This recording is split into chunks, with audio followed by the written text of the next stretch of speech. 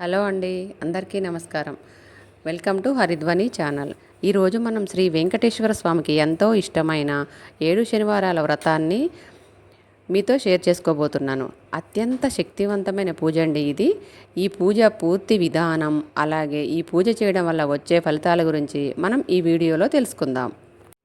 ఈ పూజ చేసుకోవడానికి మొదటగా మనం పూజా పీఠాన్ని తయారు చేసుకోవాలి. అయితే ముందు రోజే శుభ్రం చేసి పెట్టుకున్న పూజాపీఠానికి పసుపు రాసి పిండితో ముగ్గులు వేసి పెట్టుకున్నానండి. పూజాపీఠం పైన శుభ్రమైన వస్త్రాన్ని వేసుకొని పూజాపీఠం పైన మన చేతితో గుప్పెడు బియ్యం వేసి దానిపైన పసుపు కుంకుమతో అలంకరించి ఆ తర్వాత శ్రీ వెంకటేశ్వర స్వామి ఫోటోను, తర్వాత అమ్మవారి ఫోటోను ఉంచాలి. శ్రీ వెంకటేశ్వర స్వామి అలంకార ప్రియుడండి. మీకు ఎన్ని పూలు ఉంటే అన్ని పూలతో అందంగా స్వామివారిని అలంకరించుకోండి. తులసీ దళాలు లేకుండా స్వామివారికి పూజ అయితే చేయకూడదండి. అదే ఈ పూజలో అతి ముఖ్యమైనది. ఇంకా రకరకాల పువ్వులతో మీకు ఏవైతే పూలు దొరుకుతాయో వాటితోనే స్వామి అమ్మవారిని అలంకరించుకుంటే చాలా మంచిదండి. స్వామివారికి అమ్మవారికి తులసిమాల ప్రిపేర్ చేసుకున్నాను. మరియు అమ్మవారికి ఎర్రని పూలతో ఒక దండను, వెంకటేశ్వర స్వామికి మల్లెపూలతో ఒక దండను సిద్ధం చేసి పెట్టుకున్నాను. దీపారాధనకు దీపపు కుందులను సిద్ధం చేసుకొని దీపపు కుందులలో ఒత్తులు వేసుకొని గంధము అక్షంతలతో పువ్వులతో వాటిని అలంకరించుకోవాలి. పూజలో నేను కామాక్షి దీపాన్ని కూడా పెట్టుకున్నాను. దీపారాధనకు ఆవు నెయ్యి కానీ నువ్వుల నూనెను కానీ ఉపయోగించుకోవచ్చు. తదేవ లగ్నం సుదినం తదేవ తారాబలం చంద్రబలం తదేవ విద్యాబలం దైవబలం తదేవ లక్ష్మీపతే ఉగ్రం స్మరామి శుక్లాంబరధరం విష్ణుం శశివర్ణం చతుర్భుజం ప్రసన్నవదనం ధ్యాయే సర్వ విఘ్నోపశాంతయే. దీపమును వెలిగించి దీపపు కుందిని కుంకుమ అక్షంతలతో అలంకరించుకోవలెను. అలాగే చాలామందికి చాలా రకాల డౌట్స్ అనేవి వస్తాయి కదండి. ఈ 7 శనివారాల వ్రతం గురించి ఆ డౌట్స్ను అన్నీ కూడా ఈ వీడియోలో క్లియర్ చేయబోతున్నాను.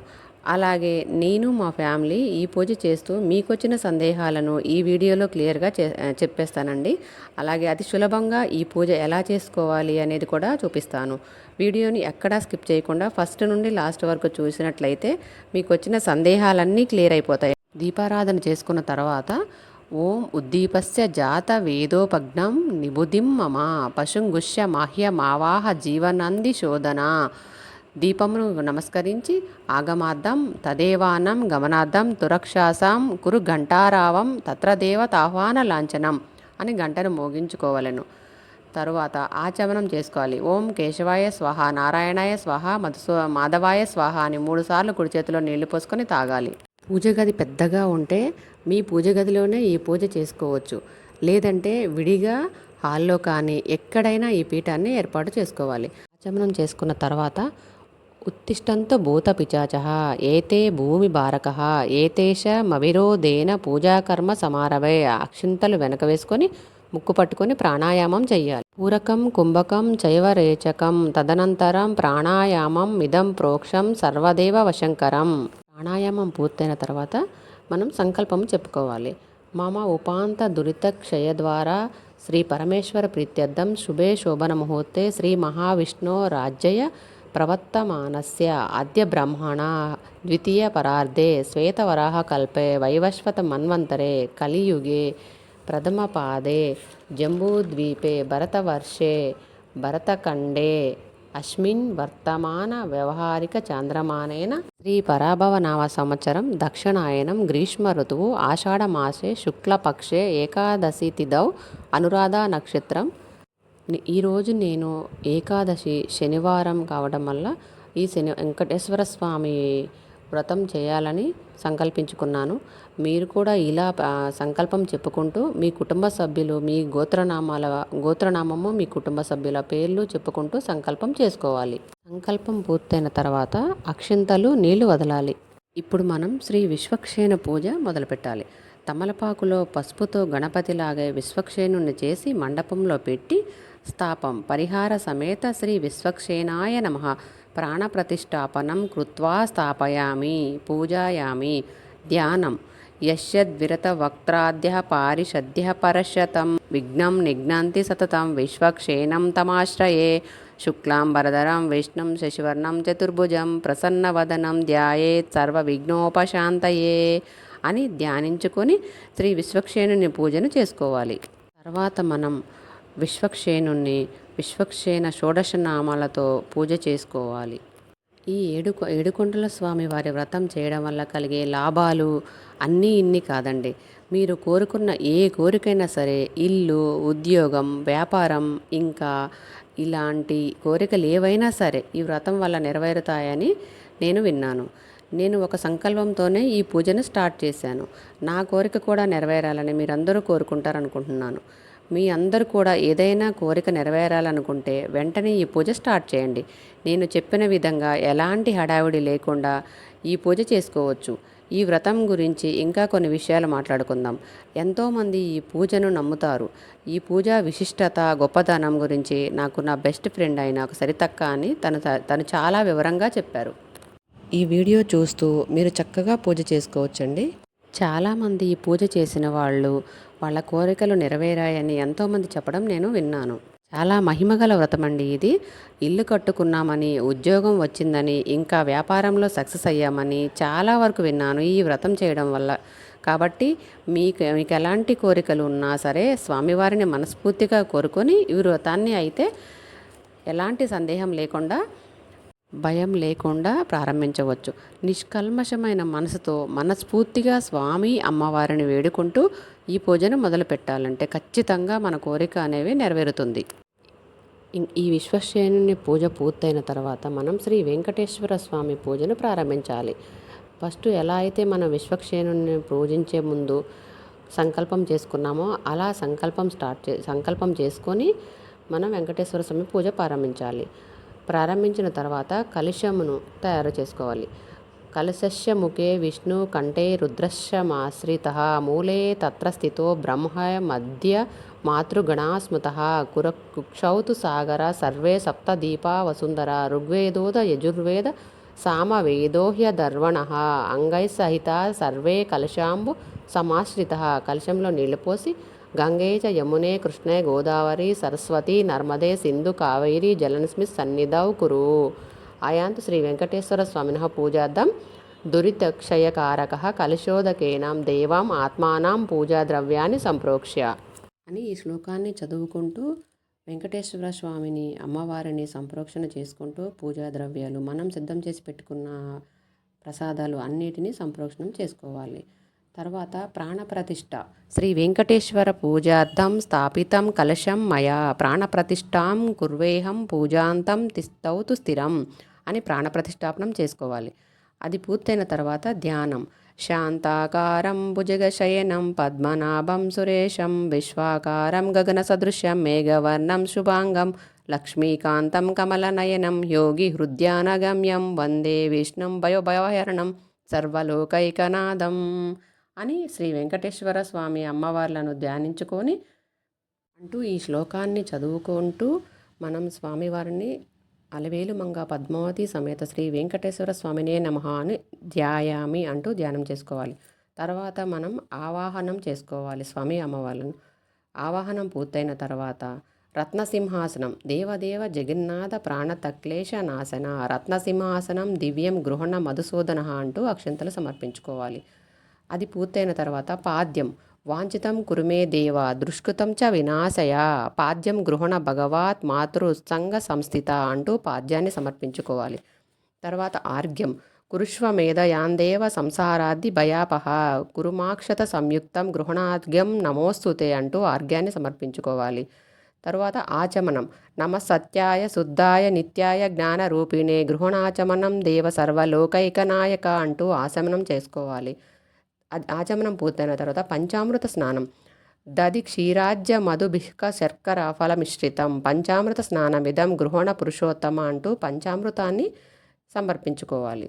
పంచామృతం సమర్పించిన తర్వాత శుద్ధోదక స్నానం గంగా గోదావరి కృష్ణ కావేర్యాది నదీ జలయ శుద్ధోదక స్నానమిదం పాదోద్భూత సురాపగా అంటూ శ్రీ వెంకటేశ్వర స్వామినే నమః. శుద్ధోదక స్నానం పూర్తి అయిన తర్వాత శుద్ధోదక స్నానానంతరం శుద్ధాచమనం సమర్పయామి అనుకుంటూ మళ్ళీ ఇంకొకసారి ఆచమనం చేసుకోవాలి.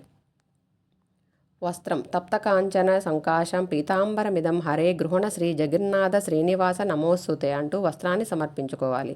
తర్వాత ఉపవీతం బ్రహ్మ విష్ణు మహేశానయ నిర్మితం బ్రహ్మసూత్రకం యజ్ఞోపవీతం గృహిణీష్వ సప్తశైల శిరోమణే అంటూ ఉపవీతం సమర్పించుకోవాలి. ఉపవీతం పూర్తయిన తర్వాత గంధం చందనాగర కస్తూరి గణసార సమన్వితం గంధం గృహణ గోవింద పరమోద పూరితం అంటూ ఒక పుష్పానికి గంధాన్ని అంటించి స్వామివారికి సమర్పించుకోవాలి. అక్షింతలు గోవింద పరమానంద హరిద్ర సహితాక్షన్ విశ్వేశ్వర విశాలాక్ష గృహణ పరమేశ్వర అంటూ అక్షింతలు సమర్పించుకోవాలి. పుష్పం సుగంధిని సుపుష్పాని జాజీకుంద ముఖానిచ మాలతీ ఒకలాదీన పూజార్థం ప్రతిగృహ్యతాం అంటూ పుష్పాన్ని సమర్పించుకోవాలి. ఇవన్నీ పూర్తయిన తర్వాత మనం శ్రీ వెంకటేశ్వర స్వామికి అంగపూజను స్టార్ట్ చేసుకోవాలి. మన దగ్గర విడిపూలు కొన్ని ఉంచుకోవాలండి. ఆ విడిపూలతో మనం అంగపూజను పూర్తి చేసుకోవాలి. విడిపూలు లేనప్పుడు మనం అక్షంతలతో కూడా ఈ పూజను చేసుకోవచ్చు.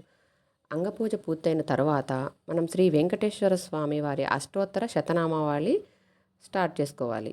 ఈ అష్టోత్తర శతనామావళి 108 ఉంటాయి కదండి. 108కి నేనైతే తులసీ దళాలు సేకరించుకున్నాను. మీరు ఉంటే తులసీ దళాలతో చేసుకోండి, లేదు అంటే అక్షంతలు పూలు ఉంటే పూలతో అయినా చేసుకోవచ్చు. ఈ వెంకటేశ్వర స్వామి అష్టోత్తర శతనామావళి 108 ఉంటాయి కాబట్టి నేను ఇంకొక వీడియోలో వీటిని క్లియర్గా మీకు చెప్తాను. తర్వాత వెంకటేశ్వర స్వామి అష్టోత్తర శతనామావళి పూర్తయిన తర్వాత శ్రీ లక్ష్మీ అష్టోత్తర శతనామావళి కూడా నేను మీకు ఇంకొక వీడియోలో అందిస్తాను. శ్రీ లక్ష్మీ అష్టోత్తర శతనామావళి పూర్తయిన తర్వాత నెక్స్ట్ మనం శ్రీ పద్మావతి అష్టోత్తర శతనామావళి ప్రారంభించాలి. పద్మావతి అష్టోత్తర శతనామావళి కోసం నేను మల్లెపూలు తీసుకున్నాను. ఈ లక్ష్మీ అష్టోత్తర శతనామావళి కూడా 108 ఉంటాయి. ఈ 108 అష్టోత్తరానికి ఎర్రటి పూలను సేకరించుకున్నాను. ఇలా వెంకటేశ్వర స్వామి అష్టోత్తర శతనామావళి, శ్రీ లక్ష్మీ అష్టోత్తర శతనామావళి, శ్రీ పద్మావతి అష్టోత్తర శతనామావళి ఈ 3 అష్టోత్తరాలు పూర్తయిన తర్వాత మనం ధూపాన్ని సమర్పించుకోవాలి. అగరొత్తులు వెలిగించుకొని దశాంగం గుగ్గులోపేతం గోగృతేన సమన్వితం అంటూ అగరొత్తులు వెలిగించుకొని తర్వాత ఈ పూజ ఇంకొక ముఖ్య విషయం అండి. ఈ పూజకు ముఖ్యంగా పిండి ప్రమిదలేనండి. మనం నీట్గా శుభ్రం చేసుకొని ఉంచిన బియ్యంతో పిండి ఆడించుకొని ఆ బియ్యం పిండితో ప్రమిదలు తయారు చేసుకోవాలి. ఆ పిండి అన్నింటికీ సరిపోతుందండి. చలిమిడికి, ఇంకా ముగ్గు వేసుకోవడానికి, ఇంకా ప్రమిదలకి. ఇలా నేను కొంచెం పిండిలో ఆవు నెయ్యి, బెల్లం, ఆవు పాలు, అరటిపండు, తేనె వేసి కలుపుకొని ప్రమిదలను తయారు చేసి పెట్టుకున్నాను. ఇలా పూజ అంతా పూర్తి అయిన తర్వాత ఈ దీపారాధన కుందుల్లో ఆయిల్ వేసి ఒక్కొక్క కుందిలో 7 ఒత్తులు వేసి పిండి ప్రమిదలను సిద్ధం చేసి పెట్టుకున్నాను. ఇంకా ఈ పూజ చేయాలనుకుంటున్న వారికి చాలా సందేహాలు వస్తుంటాయి కదా. నాకు కూడా అలానే వచ్చాయి. నాకు వచ్చిన డౌట్స్ అన్నీ మీకు కూడా వస్తాయని అనుకుంటున్నాను. నేను చాలా వరకు మా సరితక్క దగ్గర తెలుసుకొని మీకైతే చెప్తున్నాను. ఫస్ట్ డౌట్, ప్రతి వారం 7 పిండి ప్రమిదలతోనే దీపాలు పెట్టాలా? మీ ఇష్టాన్ని బట్టి ఉంటుందండి. కొంతమంది ఫస్ట్ వారం ఒకటి పెట్టి అలా ఒక్కో వారం ఒకటి పెట్టుకుంటూ వెళ్ళి 7 వారాలు పూర్తయ్యేసరికి 7 పిండి ప్రమిదలను పెడతారండి. నేనైతే మొదటి వారం 7 పిండి ప్రమిదలతో ప్రిపేర్ చేసుకున్నాను. అది మీ ఇష్టాన్ని బట్టి ఉంటుంది. కొంతమంది ఫస్ట్ నుంచి 6 వారాల వరకు 2, 3 అలా పెట్టుకుంటూ 7వ వారం పూర్తయ్యేటప్పుడు 7వ వారంలో 7 పిండి ప్రమిదలను ఏర్పాటు చేసుకుంటారు. ఇంకొక విషయం అండి, స్వామివారికి అసలు కంటే వడ్డీ ఎక్కువ ఇష్టం కాబట్టి 8వ వారం కూడా పూజ చేయాల్సి ఉంటుంది. 8వ వారంలో కూడా ఈ పిండి ప్రమిదలను పెట్టుకొని ఒక్కో దానిలో 7 ఒత్తులు వేసుకొని పూజ చేసుకోవాలి. ఇలా సిద్ధం చేసి పెట్టుకున్న పిండి ప్రమిదలలో దీపారాధన చేసుకొని ఈ దీపారాధన పూర్తయిన తర్వాత మనం కొబ్బరికాయ కొట్టుకొని నైవేద్యాన్ని స్వామివారికి సమర్పించుకోవాలి. మీకు ఇంకొక డౌట్ కూడా వస్తుందండి, మీరు పిండి ప్రమిదలు లాస్ట్లో వెలిగించారు కదా అని. నాకు అక్కడ పెట్టుకోవడానికి కొంచెం స్పేసెస్గా లేదు, సో చేతికి వేడిగా ఉంటుందని నేను పిండి ప్రమిదల్ని అష్టోత్తరం పూర్తయిన తర్వాత వెలిగించుకున్నాను. మీకు ఎలా కన్వీనియంట్గా ఉంటే మీరు అలా పెట్టుకోవడానికి ట్రై చేయండి. మనం నైవేద్యం సమర్పించుకుందాం. సర్వభక్షైకస్య భోజ్యస్య రసై షడ్భిష మన్వితం నైవేద్యంతు మయా నీతం గృహణ పురుషోత్తమ ప్రోక్షం చేసుకుంటూ నీళ్లు చల్లాలి. ఏదేవస్సవితాస్మాకం ధియో ధర్మాది గోచర ప్రేరయత్తస్య యద్భర్గ సద్వరేణ్యముపాస్మహి అంటూ శ్రీ అలవేలు మంగ పద్మావతి సమేత శ్రీ వెంకటేశ్వర స్వామినే నమః అంటూ పదార్థాల పేర్లు చెప్పి నైవేద్యం సమర్పయామి అనుకోవాలి.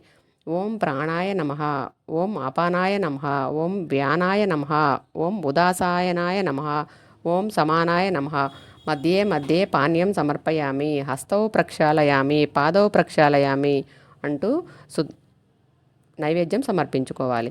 తర్వాత నైవేద్యం సమర్పించిన తర్వాత శుద్ధాచమనం సమర్పయామి, 4 సార్లు పువ్వుతో నీళ్లు వదలాలి. నైవేద్యం పూర్తయిన తర్వాత మనం తాంబూలం సమర్పించుకోవాలి. తాంబూలం సమర్పించుకున్న తర్వాత నీరాజనం. శ్రియకాంతాయ కళ్యాణ నిదయే నిదయే దీనం శ్రీ వెంకట నివాసాయ శ్రీనివాసాయ మంగళం అంటూ నీరాజనం మంగళహారతిని పాడుకోవాలి. మంగళహారతి పూర్తయిన తర్వాత మంత్రపుష్పాన్ని సమర్పించుకొని ప్రదక్షిణ చేసుకోవాలి. ఈ ప్రదక్షిణ పూర్తయిన తర్వాత మనం అక్షింతలు చేతిలో పట్టుకొని శ్రీ వెంకటేశ్వర స్వామి కథ ఉంటుందండి, ఆ కథను పూర్తి చేసుకోవాలి. ఈ కథను నేను ఇంకొక ఎపిసోడ్లో మీకు క్లియర్గా అందిస్తాను. ఇప్పటికే వీడియో చాలా లెంతీ అవుతుంది కాబట్టి ఒక చిన్న సందేహం అండి. ఈ పూజ చేసిన వారు మాంసాహారం స్వీకరించవచ్చా? అది మీ సంకల్పాన్ని బట్టి ఉంటుందండి. అంటే కొంతమంది 7 వారాలు కూడా మాంసాహారాన్ని స్వీకరించరు. మరికొంతమంది శనివారం మాత్రమే తినకుండా ఉంటారు, మిగతా రోజుల్లో తినేస్తూ ఉంటారు. అది మీరు తీసుకున్న సంకల్ప బలాన్ని బట్టి ఉంటుందండి. నేనైతే 7 వారాలు కూడా తినకూడదనే నిశ్చయించుకున్నాను. ఈ 7 వారాల వ్రతం చేయాలి అని మనం సంకల్పించుకుంటున్నప్పుడు సాధారణంగా మనకు వచ్చే చిన్న చిన్న డౌట్లు కొన్ని ఉంటాయండి. మనం ఈ 7 వారాలు కంటిన్యూగా చేయాలా అని. మొదటి 3 వారాలు కంటిన్యూగా పూజ చేసేలా చూసుకోవాలి. ఆడవారికి పీరియడ్ వచ్చినప్పుడు ఆ వీక్ స్కిప్ చేసుకొని నెక్స్ట్ వీక్ నుంచి కంటిన్యూ చేసుకోవాలి. ఇలా మనకు కొన్ని డౌట్లు వస్తూనే ఉంటాయండి. ఇంకొక విషయం ఏంటంటే, మనం ఈ పూజ చేసుకున్నప్పుడు ఉపవాసం చేయాలా అంటే, మనం మార్నింగ్ పూజ చేసుకుంటున్నప్పుడు ఏమి తినకుండానే స్టార్ట్ చేసుకుంటాము. మధ్యాహ్నం భోజనం చేసి నైటు పళ్ళు పాలు కానీ ఏమన్నా తీసుకోవచ్చు. ఉండలేని వారు టిఫిన్ అలా తీసుకోవచ్చు. మధ్యాహ్నం నిద్రించకూడదు. నిద్ర విషయానికి వస్తే మనం ఈ పూజలో వెంకటేశ్వర స్వామి వ్రత కథ ఉంటుంది కదండి, ఆ టైంలో మనం స్వామివారి దగ్గర కూర్చొని ఆ కథ చదువుకుంటే మనకు చాలా మంచిదండి. ఇలా పూజ అంతా పూర్తి చేసుకున్న తర్వాత నేనైతే ఈ పూజను పుస్తకంలో చూసి చదువుకుంటూ చేశాను. లేదంటే మీరు ఈ పూజ చేయాలి అనుకుంటే వీడియో ఉంటుంది, వీడియో పెట్టుకొని చూస్తూ చేయండి. పూజ అంతా పూర్తయిన తర్వాత మనం రోజంతా స్వామివారి పాటలు వినుకుంటూ, లేదంటే గోవిందనామాలు చదువుకుంటూ, ఇంకా పుస్తకంలో వెనక వైపున కీర్తనలు ఉంటాయండి, అవి చదువుకుంటూ ఇలా రోజుని మనం గడపాలండి. సాయంత్రం టైంలో వీలైన వారు టెంపుల్కి వెళ్ళి రావడానికి ట్రై చేయండి. కుదరని వాళ్ళు వెళ్ళకపోయినా పర్వాలేదు. ఇదండి స్వామివారి పూర్తి పూజా విధానము. ఈ ఒక్క వీడియోతోనే మీ సందేహాలన్నీ క్లియర్ అయ్యాయని అనుకుంటున్నాను. ఇంకా ఏ రకమైన డౌట్ ఉన్నా తప్పకుండా కమెంట్ చేయండి, నేను ప్రతిదానికి రిప్లై ఇస్తాను. ఏడుకొండల స్వామి వెంకటరమణకి ఎంతో ఇష్టమైన ఈ సప్త శనివార వ్రతాన్ని మీరందరూ ఎలాంటి సందేహం లేకుండా ప్రారంభించండి, అంతా మంచే జరుగుతుంది. ఎన్నో కుటుంబాలను ఆపదల నుండి బాధల నుంచి ఒడ్డెంకించిన వ్రతం అండి ఇది. ఎలాంటి సందేహం లేకుండా ఈ వ్రతాన్ని ప్రారంభించండి. ఓం నమో వెంకటేశాయ.